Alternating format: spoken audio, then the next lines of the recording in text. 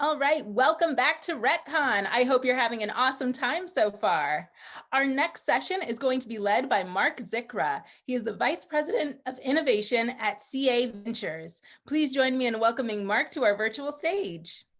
Hey, thanks for that great introduction. That was very energetic. All right, so today what I want to talk about is designing the kind of technology stack for new developments and existing assets in multifamily and student housing. I work for CA Ventures.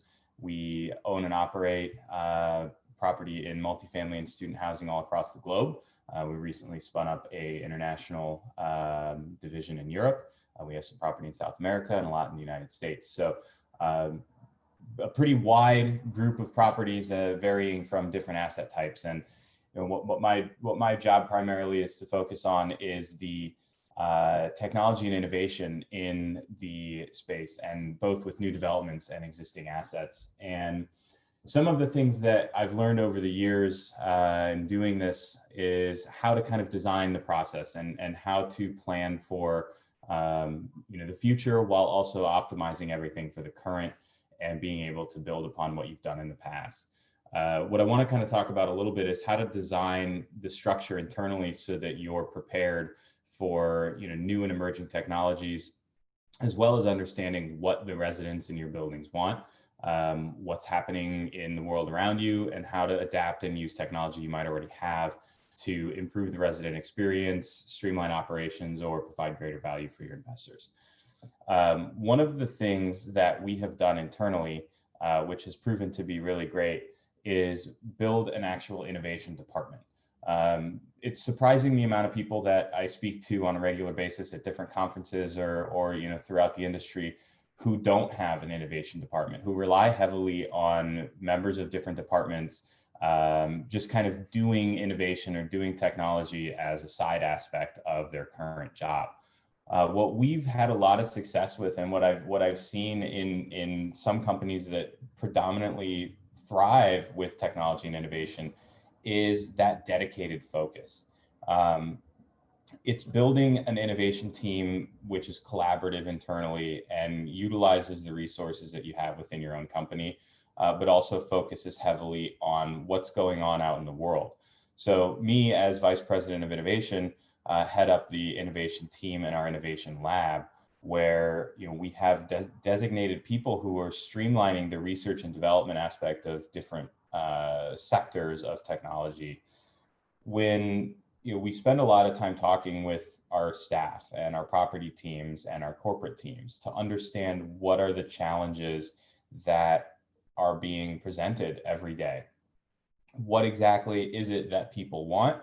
What are the leasing managers struggling with, or the maintenance technicians struggling with, or where are areas that we can look to improve? Maybe it's we're spending more money than we should on energy, or we're spending more money than we should on repairs or emergency repairs, or things like that. So we take a look at all of these problems that are presented to us by our staff, both on site and at the corporate level, and try to understand, okay, if this is a problem we're having here, we're probably having it elsewhere.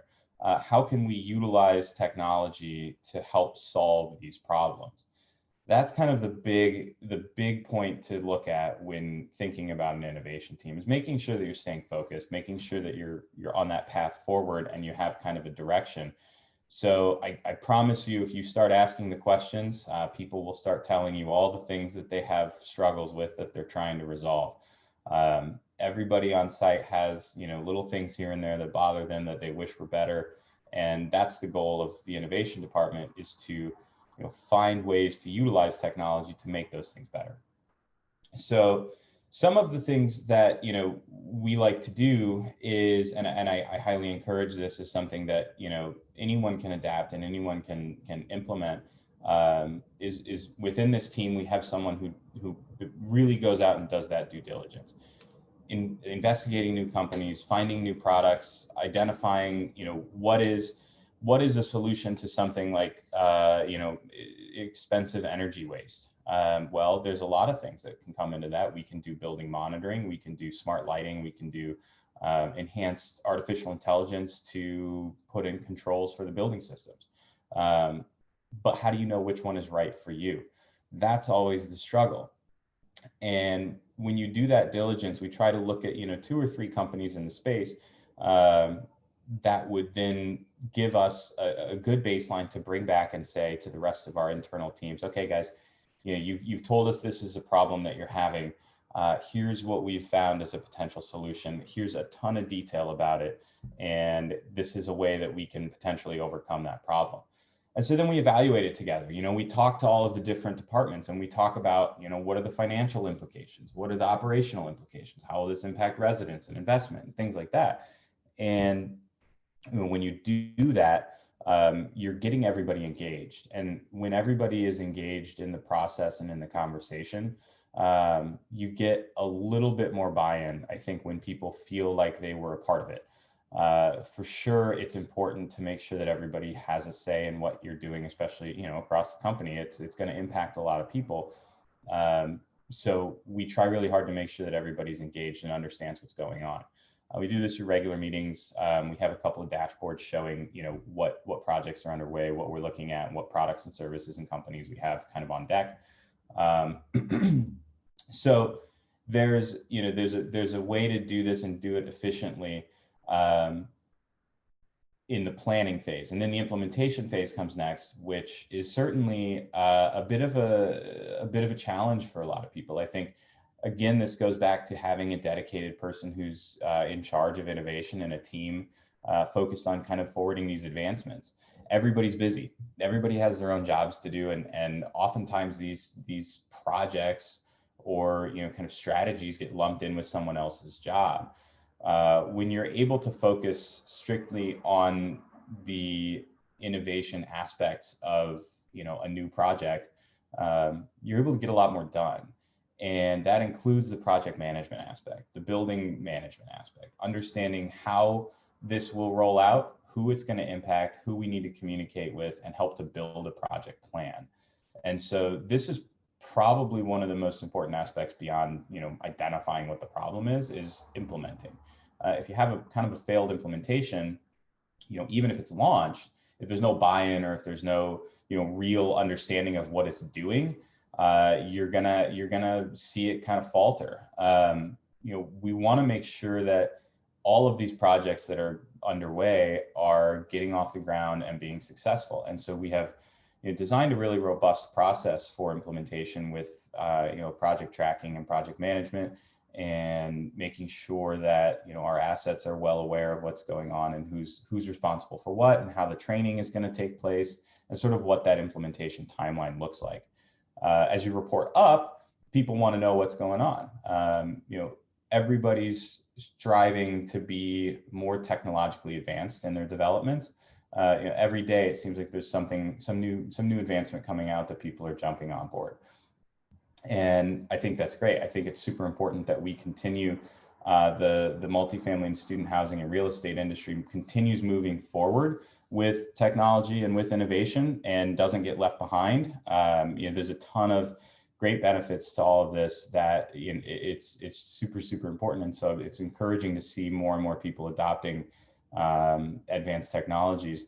And I think, the COVID pandemic has certainly played a part in that, where a lot of this stuff had already existed. A lot of things like occupancy sensing or asset tags and tracking where people are going, heat sensing cameras, access control, obviously touchless access, 24-hour touring. These are all technologies that have existed for years, that people in real estate are just now kind of looking at and saying, well, how do we take this stuff and make our buildings safer or more secure or cleaner?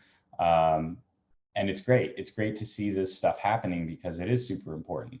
One of the next steps in all of this is to understand kind of what technology you have and how do you adapt that technology to change to a changing environment.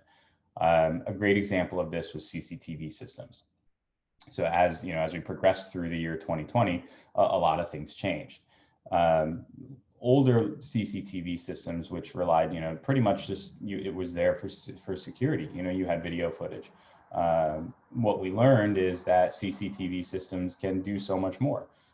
You can track the usage of fitness equipment in a fitness center, which is invaluable information to feed back to development teams. If you have 8 treadmills, but you overlay a heat map on the CCTV system and you notice that only 4 of those treadmills are being used, and it's the one on the outside and the other one on the outside, and then the 2 right in the middle, that information across a few different assets in a case study can help you design a fitness center in a building significantly better. You might be over designing your equipment, and you might be able to rearrange things and get more out of the space that's allocated. That goes for every space in the building, whether it's furniture, understanding who sits where, the general patterns and behaviors in a building. When was something used and when does it need to be cleaned? Streamline cleaning costs by only cleaning when things are dirty or on a regular schedule. So there's a lot of other applications for a lot of the technology that you're already using that you might not necessarily be aware of without thinking about it from kind of an outside perspective. Again, with CCTV, there's a lot of companies that have come through lately, many of which have really tremendous software that, sort of an artificial intelligence overlay. And there's 2 types of CCTV systems now going into development. There's your standard, ones with the on-premise servers and the NVRs. And you have also cloud-based servers where it's a strictly IP-based camera system, both of which offer a lot of times, software upgrades and different ways to look at the video footage and do processing on top of it. And so there's things like mask recognition, which came out, and there's things like occupancy counting, how many people are in a space, how many people came through a doorway, are there people congregating, are there more than 9 people in a space, setting up alerts and understanding what's happening in your building. So this specific example is a really good example of what kind of has changed, and I think what people are looking at now versus in the past, and kind of gives you an understanding of how do you use what you already have to solve for problems in the future. And by looking at that specific example, in 2019 and before, I would say probably the majority of people just assumed, security cameras were recording tools. And now I think a lot more people are understanding that it's so much more. And take it one step further, what do we do next year? What do we do in 5 years? Well, what if we take that information from the security cameras that says, hey, the gym is super busy right now, there's 20 people in it, and the capacity is, call it 40 or 30, and feed that information back into, a resident mobile app, something that's in the hands of our residents that they can actually glean insights from. Again, one specific example, but if I wake up in the morning and I usually go work out at 6 o'clock, but I check my app and it says the gym is super busy right now, I might adjust my day. I might decide to go work out later in the day and get an extra hour of sleep. There's the super interesting thing about this is it's applicable all over the place in different markets too, and different sectors of industry. I mean, the restaurant business has been using this for years on, you go to Google, you type in a restaurant name, it's going to tell you when it was busy, so you can plan your visit accordingly.